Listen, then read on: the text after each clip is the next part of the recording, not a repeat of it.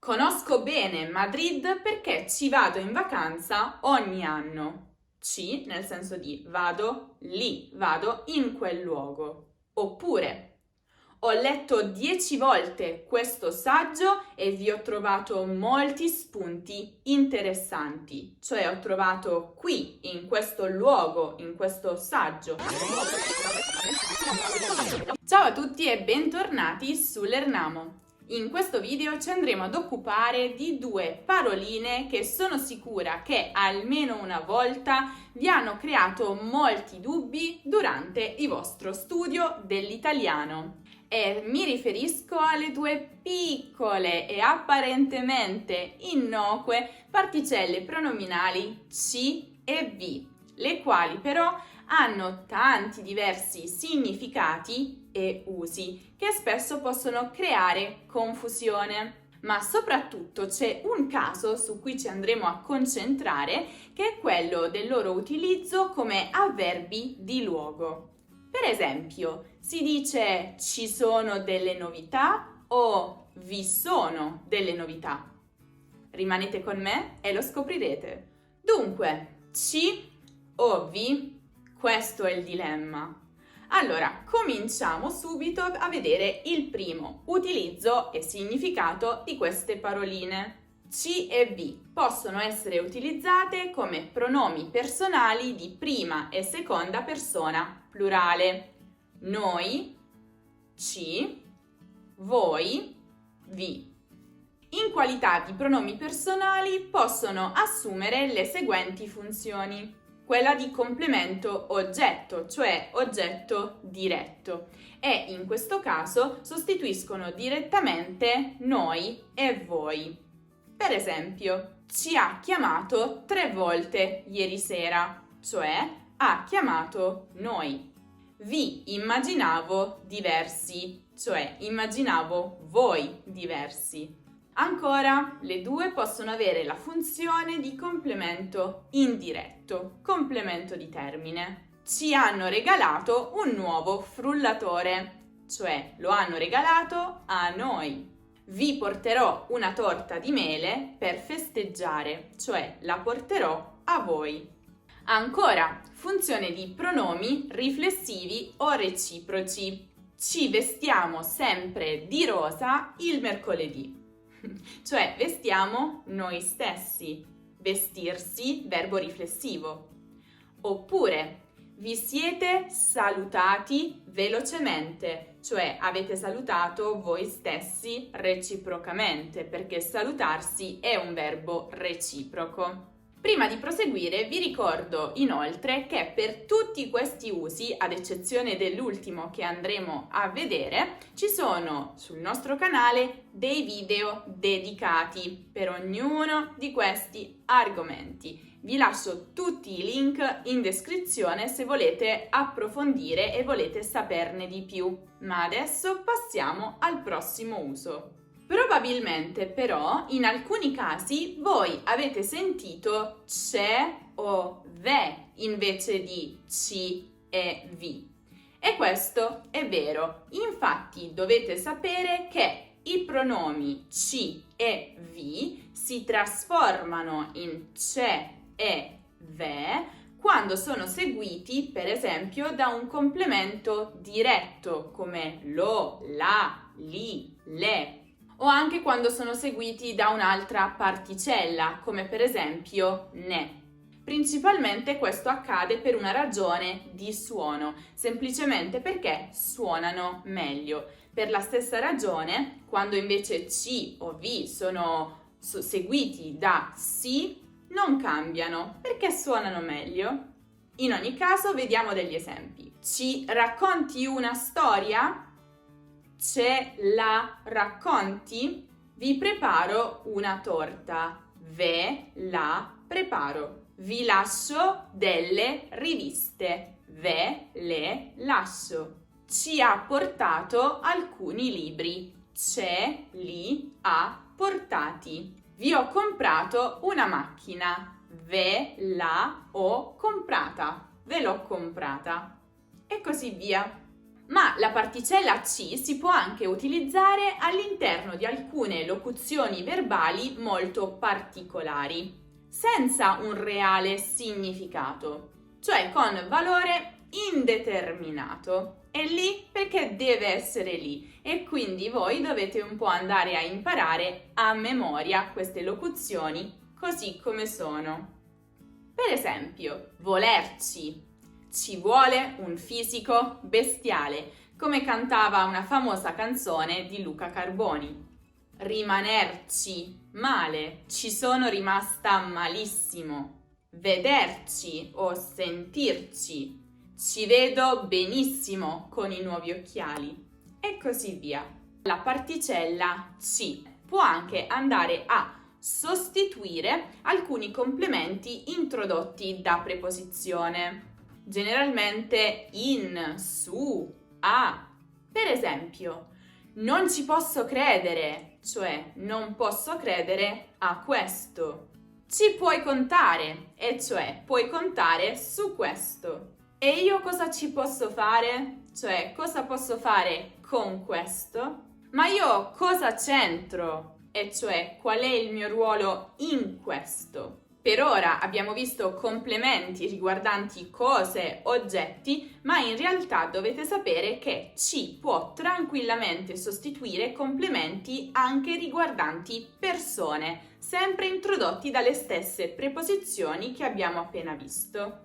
Per esempio, conosco molto bene Laura, ci sono andata in vacanza insieme l'anno scorso. Cioè sono andata in vacanza con lei, con Laura, persona che abbiamo menzionato prima. Oppure ho un ottimo rapporto con i miei genitori e so che potrò sempre contarci, e cioè so che potrò sempre contare su di loro. La particella C però è anche molto importante, quindi deve esserci ogni qualvolta andiamo a rispondere alle domande che prevedono il verbo avere e un oggetto diretto. Tranquilli, vediamo subito un esempio. Se io chiedo a una persona: hai il libro? Lei mi risponde: sì, ce l'ho. Questo c'è, appunto, non sostituisce nulla nella frase, non ha alcun significato, perché io ho bisogno soltanto di utilizzare il verbo avere e l'ho che sostituisce appunto il libro. Ma il c'è è necessario per rafforzare la mia risposta. Un altro esempio: avete tutte le informazioni? Sì, ce le abbiamo. Un altro uso molto frequente della particella ci è nell'italiano parlato, nell'italiano colloquiale, estremamente informale. In questo caso, infatti, il ci è utilizzato come rafforzativo del verbo avere. In questo caso si parla di ci attualizzante. Per questo potrebbe capitarvi molto frequentemente di sentir dire c'ho un caldo pazzesco, oppure non c'ho proprio voglia, c'ho una fame da lupi e così via. Ma ora eccoci arrivati alla domanda esistenziale più grande, quella che vi ho presentato all'inizio di questo video, e cioè ci e vi utilizzate come avverbi di luogo. Cosa succede in questo caso? Si dice non ci ho trovato nulla o non vi ho trovato nulla, per esempio. Ebbene, dovete sapere che quando ci e vi sono utilizzate come avverbi di luogo, le due sono praticamente intercambiabili. Si possono utilizzare nello stesso modo, con lo stesso significato. L'unica differenza è che vi è la forma decisamente più formale, quindi non la sentirete spesso nel parlato e anche nello scritto la troverete magari in contesti più formali. In qualità di avverbi di luogo, le particelle ci e vi possono essere utilizzate per sostituire espressioni come qui, in questo luogo, o lì, in quel luogo. E spesso, ma non sempre, sono seguite da verbi che indicano moto al luogo o stato in luogo. Per esempio, conosco bene Madrid perché ci vado in vacanza ogni anno. Ci nel senso di vado lì, vado in quel luogo. Oppure, ho letto 10 volte questo saggio e vi ho trovato molti spunti interessanti. Cioè ho trovato qui, in questo luogo, in questo saggio, degli spunti interessanti. Attenzione però a quando si utilizzano ci e vi con i verbi riflessivi. Possiamo affermare che quando i verbi riflessivi sono coniugati alla prima o alla seconda persona singolare e quindi con mi e ti, generalmente utilizziamo la particella ci. Mi ci sono recata, ti ci sei trovato. Quando invece coniughiamo il verbo riflessivo alla prima persona o alla seconda persona plurali e quindi con ci e vi, tendenzialmente evitiamo di utilizzare le particelle ci e vi perché creerebbero confusione, equivoci. Utilizziamo piuttosto lì, qui, in quel posto, in questo posto. Ci siamo recati lì, vi siete trovati qui e così via. Invece, per quanto riguarda il si, quindi quando coniughiamo il verbo riflessivo alla terza persona singolare o plurale, tendenzialmente ci troviamo spesso ad utilizzare il vi. Ora non sto dicendo che non utilizziamo il ci, ma è abbastanza frequente che possiate sentire vi. Per esempio, vi si è trovato, vi si sono recati. Questo perché, utilizzando il ci, si potrebbe creare confusione con quando utilizziamo il si impersonale con i verbi riflessivi. Ci si è trovati, ci si è recati. E in questo caso quel ci non avrebbe la funzione di avverbio di luogo per indicare lì, ma rappresenterebbe proprio il si impersonale. Se volete saperne di più su questo argomento, vi lascio qui in alto nella card o giù in descrizione il video dedicato proprio a questo temutissimo si impersonale. Sempre come avverbi di luogo, poi si potrebbe utilizzare ci e vi anche con il verbo essere per indicare l'esistenza di qualcosa o qualcuno in un determinato ambiente. Per esempio, mi dispiace, non c'è più tempo. Oppure, ops, ci sono dei topi in soffitta. E così via. E ovviamente in questo caso è possibile utilizzare in maniera intercambiabile il vi, ma renderebbe le frasi un po' più formali, un po' più arcaiche. Ed eccoci arrivati alla fine di questo video. Io spero che sia stato esaustivo, spero anche che abbiate potuto fare una revisione generale di ci e vi e perché no, spero che abbiate potuto imparare qualcosa di nuovo.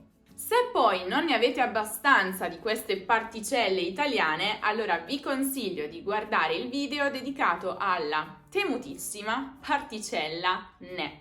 Come sempre il video è qui in alto nella card oppure in basso nella descrizione. Se invece cercate qualsiasi altra informazione sulla grammatica italiana, potete passare dal nostro sito www.lernamo.com e non dimenticate di seguire Lernamo anche su Facebook, su Instagram, su Twitter, su TikTok, su Pinterest. Noi ci rivedremo invece prestissimo qui su YouTube con un nuovo video. Ciao!